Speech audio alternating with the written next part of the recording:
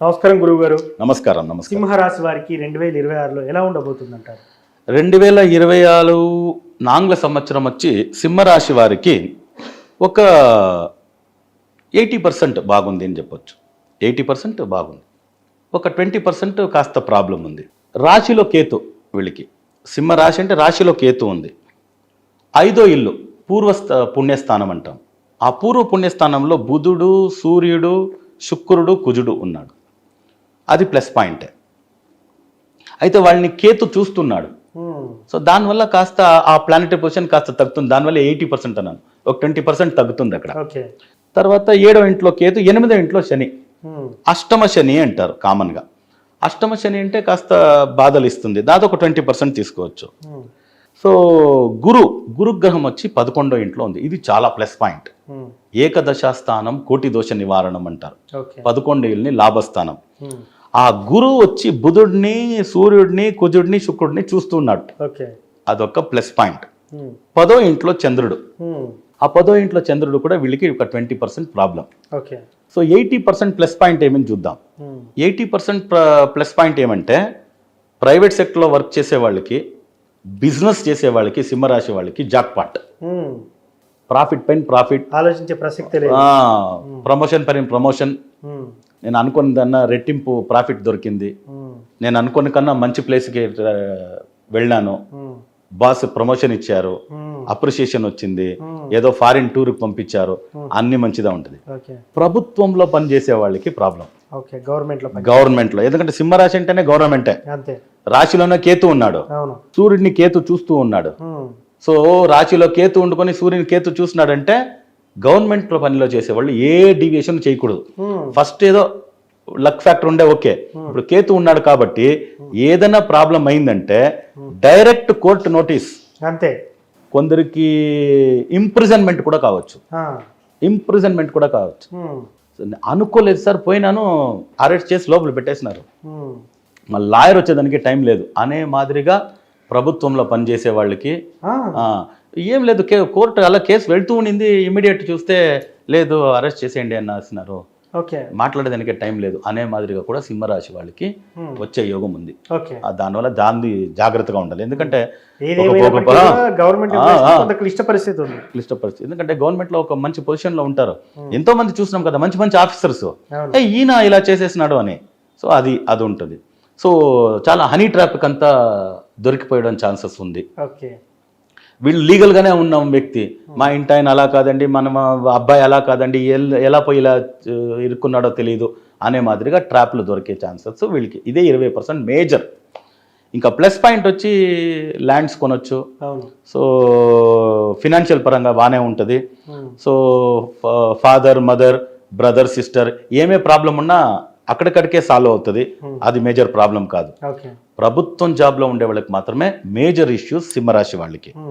దాని తర్వాత గురు 11వ ఇంట్లో ఉండేదాని వల్ల అలా ప్రాబ్లం అయితే కూడా బయట వచ్చేదానికి మార్గాలు ఉంటాయి. గురువు అది చేసి పంపిస్తాడు. అయితే జాగ్రత్తగా ఉండాల్సింది. ఎందుకంటే అప్ టు ఇంప్రిజన్మెంట్ ఉంది, అప్ టు కోర్టు వరకు పోయి కటకటలో నిలుచుకోవాలని ఉంది. అంటే prevention is better than cure అని వీళ్ళు ఇదంతా చేసుకోవడం మంచిది కదా. సో దానివల్ల ఈ సింహరాశి వాళ్ళు ఏదైనా ఒక ఇలా సిచ్యువేషన్ వచ్చిందంటే సుపీరియర్తో గొడవ పడేది వద్దు, సబార్డినేట్తోనూ గొడవ పడేది వద్దు. సుపీరియరో సబార్డినేటో ఏదైనా ఒక ఎంక్వైరీ రాసి పెట్టేసినాడంటే మనకి తెలియకుండా ప్రాబ్లంలో ఇరుక్కుంటాం. దానివల్ల సింహరాశి వాళ్ళు ఈ ఆంగ్ల సంవత్సరంలో అందరికీ మంచివాడు అనంతరామయ్య, అందరికీ మంచివాడు అనంతరామయ్య అనేసి, అనంతరాముడు అనేసి ఉండేది.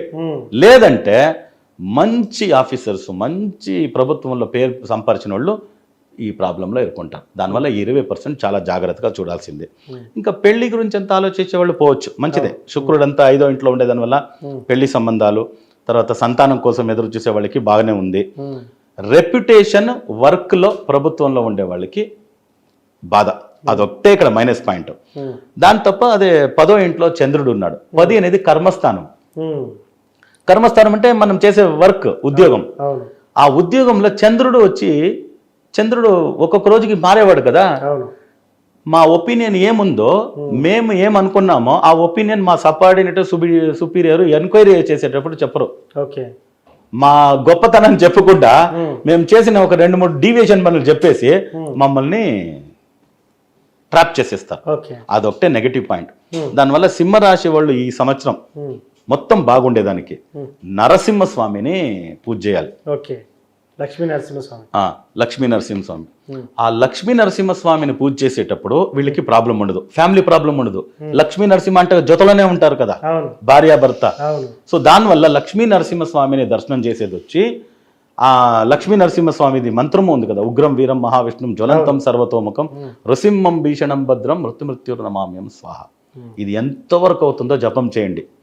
దాంట్లో నరసింహస్వామికి చాలా పవర్ఫుల్ అయిన ఒక నరసింహస్వామి ఎవరంటే కదిరి లక్ష్మీ నరసింహస్వామి, అనంతపూర్ డిస్టిక్. అది ఏమి విశేషం అంటే అక్కడ నెలకు ఒకసారే అభిషేకం, డైలీ అభిషేకం చేయరు. అక్కడ ప్రహ్లాదుడికి దర్శనం ఇచ్చిన చోటు, ప్రహ్లాదుడు సమేతంగా అక్కడ ఉంటాడు లక్ష్మీ నరసింహస్వామి. స్వాతి నక్షత్రానికి మాత్రమే అక్కడ ఇది అభిషేకం. మార్నింగ్ 7:30కి మా అభిషేకం స్టార్ట్ అవుతుంది, 9:30. దాని తర్వాత మీరు అలంకారంతో చూడొచ్చే కానీ మూర్తి పూర్తి కవచం వేసేసి ఉంటారు. మీరు మూల విరాటని చూడాలి అంటే స్వాతి నక్షత్రం రోజు ఒక 35-40 డేస్కి ఒకసారి వస్తుంది స్వాతి నక్షత్రం. ఆ రోజు మాత్రమే 7:30 నుండి పొద్దున్న 9:30 లోపే మూల విరాట్ దర్శనం అభిషేకానికి వెళ్ళిన వరకు మాత్రమే. అది సరి సింహరాశిలో పుట్టినోళ్ళు చేస్తే ప్రతిజ్ఞారు. వీళ్ళు మూల విరాట్ ఎవరు చూడకుండా కవచంతో బతికేస్తారు, లేదంటే మూల విరాట్ లోపల పోయినట్లే ఈ అలంకార మూర్తిని తీసుకెళ్తారు కదా. అలాంటి ప్రాబ్లంలో ఇరుక్కుంటారు వీళ్ళు. దానివల్ల కదిరి లక్ష్మీ నరసింహస్వామిని దర్శనం చేసి అభిషేకానికే వెళ్ళి రావాలి.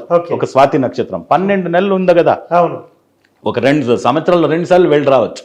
ఒక 6 months వన్స్ స్వాతి నక్షత్రం అదొకటి చేసుకున్నారంటే సింహరాశి వాళ్ళకి ఏమేం ప్రాబ్లం ఉందో అదంతా సాల్వ్ అవుతుంది, ప్లస్ పాయింట్ ఎక్కువ ఉంటుంది. వీళ్ళకి లక్కీ డైరెక్షన్ ఈస్టే, తూర్పు. సో దానివల్ల ఎంత వరకు అవుతుందో అంతవరకు తూర్పు, ఒక 2 అడుగులు వెళ్ళి తూర్పు వెళ్ళి బయట వెళ్ళాలి. ఏదే ఒక మెయిల్ ఒక ఆఫీసర్కి ఒక ప్రమోషన్ లెటర్ పంపిస్తారు, లేదా ఒక ప్రోటోకాల్ పంపిస్తారు, అన్ని ఈస్ట్ ఫేస్ చేసి వీళ్ళు చేసినారంటే వీళ్ళకి చాలా మంచిది అవుతుంది, బాగుంటారు. సో మొత్తానికి స్వామి వారి మంత్రం ఏదైనా చదువుకోవచ్చు అంటారా? అదే ఉగ్రం వీరమే. ఉగ్రం వీరం చాలా మంచిది. దాంట్లో లక్ష్మీ నరసింహస్వామికి కదిరి లక్ష్మీ నరసింహస్వామి వాళ్ళు మూర్తిలోనూ ఎడమ తొడపైన కూర్చోబెట్టుకుంటారు. ఆ మూల విరాట్ని మీరు దర్శనం చేయాలి అని నేను చెప్తున్నాను. మీరు ఎవ్వరు చేయలేరు. అది ఆ ఒక్కరోజే మీరు చూసేదనుకోండి, ఎంత గొప్ప ఈవో అయినా కూడాను మీరు మూల విరాట్ దర్శనం చేయలేరు. ఆ స్వాతి నక్షత్రం రోజు అభిషేకం చేసేటప్పుడే చేసేది, ఒకేసారి చేసేది స్వాతి నక్షత్రానికి. అది మూల విరాట్ని దర్శనం చేసుకున్నారంటే సింహరాశి వాళ్ళకి ఏదేది ప్రాబ్లం ఉందో అన్ని ప్రాబ్లం నుంచి బయట వచ్చేస్తారు.